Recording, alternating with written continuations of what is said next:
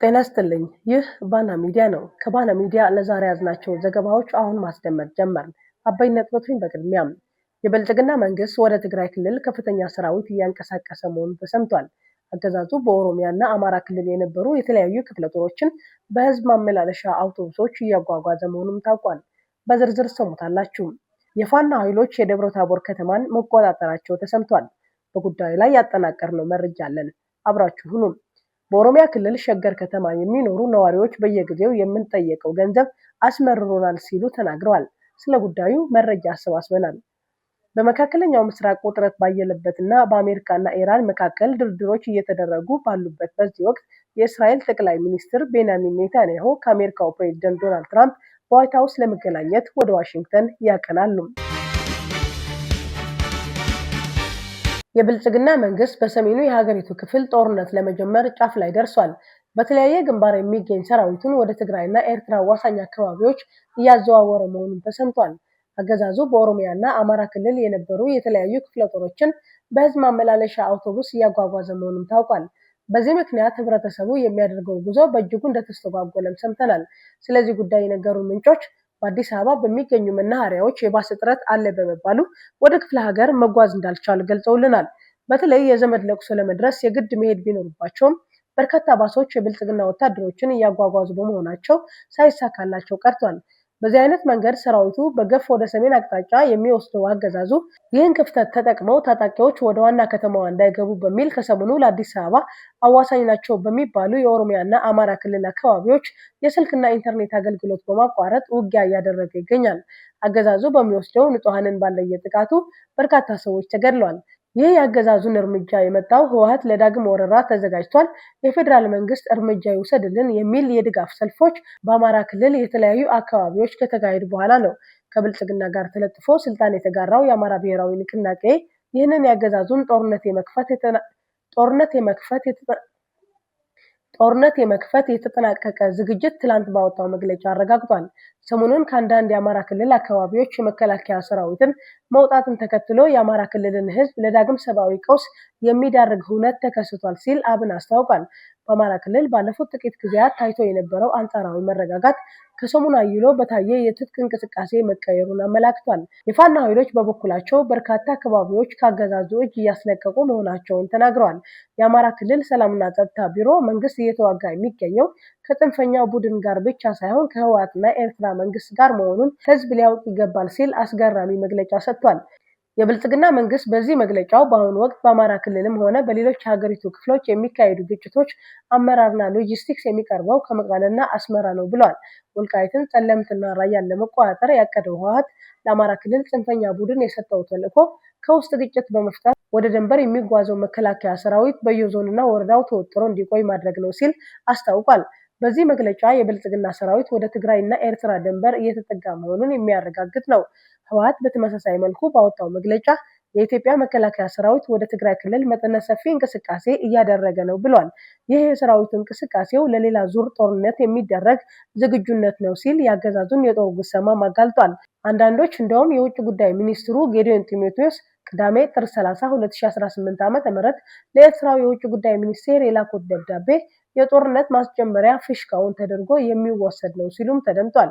ጌዲዮን ጢሞቴዎስ በደብዳቤያቸው የኤርትራ ሰራዊት ተቆጣጥራቸው ካሉት የኢትዮጵያ ሉዓላዊ ግዛቶች እንዲወጣና ለድርድር ዝግጁ እንዲሆን ጠይቋል። ከዚህ በፊት ጠቅላይ ሚኒስትሩ በተደጋጋሚ ስለዚህ ጉዳይ ተጠይቀው የኤርትራ ሰራዊት በቦታው ነው ያለው የሚል ምላሽ ሲሰጡ ቆይተዋል። አሁን ግን አይናቸው በጨው አጥበው ድንበራችን በማለት መጥተዋል። አጠቃላይ የአብይ አህመድ መንግስት በኤርትራና በትግራይ ላይ ለሚጀምረው ውጊያ በአፋርና በአማራ ክልል አዋሳኝ አካባቢዎች የጸረ ድሮን መሳሪያዎችን እየተከለ መሆኑን ሰምተናል። በአማራ ክልል የብልጽግና ሰራዊትን እየተዋጉ የሚገኙት የፋኖ ኃይሎች በዛሬው ዕለት የደብረ ታቦርን ከተማ መቆጣጠራቸው ተሰምቷል። በክልሉ የሚገኘው ሰራዊት ከደቡብ ጎንደር ወጥቶ ወደ ሰቆጣ፣ ወልቃይትና አበርገሌ እየተጓዘ ነው ተብሏል። ይህንን ተከትሎ በርካታ ያገዛዙ አገልጋዮችና ካድሬዎች ከትላንት ጀምሮ ሸሽተው ወደ ጎንደርና ባህር ዳር ከተማ እየገቡ መሆኑን ተሰምቷል። ዛሬ ሮብ ከማለዳ አንስቶ ከደብረታቦር አቅራቢያ ከባድ ውጊያ ሲካሄድ ከቆየ በኋላ የፋኖ ኃይሎች ከተማዋን በቁጥጥራቸው ስር ማዋላቸው ታውቋል። የፋኖ ታጣቂዎች በከተማዋ አቅራቢያ የሚገኝ ማረሚያ ቤትም ሰብረው በርካታ እስረኛ ማስፈታታቸውም ተሰምቷል። የአማራ ብልጽግና ቡድን ወደ ደብረታቦር ከተማ እንዳይገባ በርካታ ሚሊሻና አድማ ብተና አባላትን አሰልፎ ቢዋጋም የፋኖን ምት መቋቋም ሳይችል ቀርቷል ሲል የፋኖ ኃይሎች ተናግረዋል። የክልሉ የጸጥታ ቢሮ የፋኖ ደብረታቦር መግባት ዛሬ ባወጣው መግለጫ አረጋግጧል። የፋኖ ጽንፈኛ ኃይል ደብረታቦር ከተማ ዘው ብሎ ገብቶ መውጫ አጥቶ ከዛ እንደ ቅቤ ቀልጦ ቀርቷል ሲልም የአማራ ብልጽግና ተናግሯል። ይሁን እንጂ ቡድኑ ከከተማዋ እየወጣ ይገኛል በማለትም ሽንፈቱን ለማስተባበል ሞክሯል። ከጥር ወር መጨረሻ ጀምሮ በአብይ ሰራዊትና በፋኖ ኃይሎች መካከል ከባድ ውጊያ ተጀምሯል። የፋኖ ኃይሎች ከትላንት ጀምሮ የማዕከላዊና ደቡብ ጎንደር ዞኖች በርካታ ቦታዎችን ከተቆጣጠሩ በኋላ ነው ደብረታቦር መግባታቸው የተሰማው። በኦሮሚያ ክልል የሸገር ከተማ ነዋሪዎች በየጊዜው በሚጠየቁት ገንዘብ መማረራቸው ተናገሩ። ከቀበሌ መምጣታቸው የሚናገሩ ሰዎች በየሰው መኖሪያ ቤት እየተዘዋወሩ ለተለያዩ አገልግሎቶች የሚውል ገንዘብ ከህዝቡ እየሰበሰቡ ነው ተብሏል።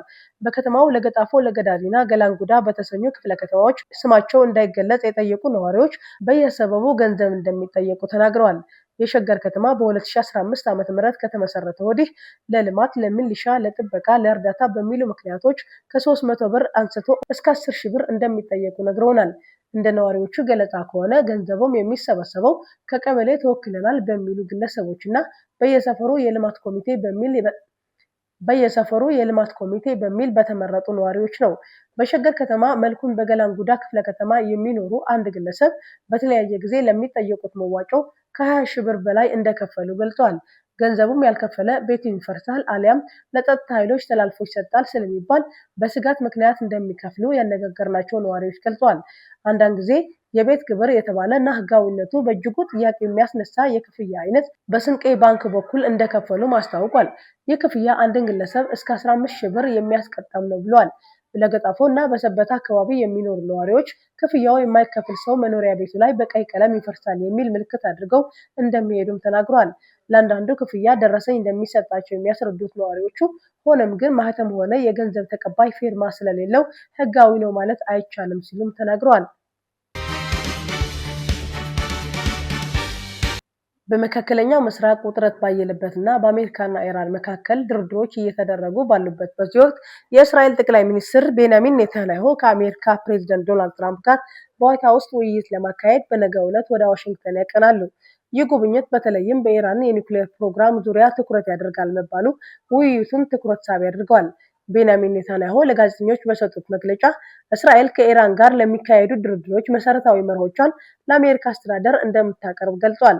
እስራኤል ኢራን የዩራኒየም ማበልጸግ እንቅስቃሴዋን በሙሉ እንድታቋርጥ እንዲሁም ለሐማስና ሂዝቦላህ የምታደርገው ድጋፍ እንድታቆም የሚጠይቅ የተሟላ ስምምነት እንዲደረስ ጥረት እያደረገች ነው ብላለች። በሌላ በኩል ኢራን በምዕራባውያን ሀገራት በተጣሉባት ከባድ ኢኮኖሚያዊ ቅጣቶች እንዲቀነሱ ካልተደረገ የኒውክሌር እንቅስቃሴዋን እንደማትገድብ አስታውቃለች። ይህ የሁለቱ ሀገራት ክትር አቋም የድርድሩን አቅጣጫ ወደ ከፍተኛ ውጥረት እንዲያመራ አድርጎታል። አስተያየት ሰጪዎች ሁለቱ ሀገራት በተራረቁና በማይቀራረቡ መርሆች ላይ መቆማቸው ይገልጻሉ። ኔታንያሁ ፕሬዝዳንት ትራምፕ ወደ ስልጣን ከተመለሱ በኋላ ለ6 ጊዜ ወደ አሜሪካ ተመላልሰዋል። ፕሬዝዳንት ትራምፕ ኢራን ለድርድሩ ጋር የማትተባበር ከሆነ ወታደራዊ እርምጃ ሊወስዱ እንደሚችሉ አስጠንቅቋል። በቅርቡም ተጨማሪ የባህር ላይ ቡድንና የጦር መርከቦችን ወደ ቀጠናው ለመላክ እንደሚያስቡ ገልጿል። ኢራንም ተመሳሳይ ማስጠንቀቂያዎች ስታወጣ ቆይታለች። ይህ የሁለቱም ሀገራት የአቋም መካረር ክልሉን ወደ ሰፊ ግጭት እንዳይገባ የሚያስጠነቅቅ ነው። በተጨማሪ የኔታንያሁ ጉብኝት እስራኤልና ሐማስ በጋዛ ያደረጉትን የተኩስ አቁም ስምምነት ሁለተኛ ደረጃ ለማስፈጸም የሚያስችል ውይይት እንደሚያደርጉ የሚያስችል ነው ተብሏል። ሁለቱም ወገኖች በተደጋጋሚ እርስ በርሳቸው የስምምነት ጥሰት እየፈጸሙ መሆኑን ሲካሰሱ ቆይቷል። በአጠቃላይ የሚደረገውን ውይይት በመካከለኛው ምስራቅ የፖለቲካና የደህንነት አቀማመጥ ላይ ከፍተኛ ተጽዕኖ ሊኖረው የሚችል ነው። ድርድሩ ወደ ዘላቂ ስምምነት ይደርሳል ወይስ ወደ አዲስ ግጭት ይገባል? የሚቀጥሉት ቀናት የውጤቱን አቅጣጫ ይወስናሉ ተብሏል። የተከበራችሁ አድማጭ ተመልካቾቻችን ለዛሬ ያዝናቸው ዜናዎች እነዚህ ናቸው። ስለተከታተላችሁን እጅግ አድርገን እናመሰግናለን። የባና ሚዲያ የዩቲዩብ ቻናል ሼር፣ ላይክ እና ሰብስክራይብ እንድታደርጉም እንጋብዛችኋለን። መልካም ጊዜ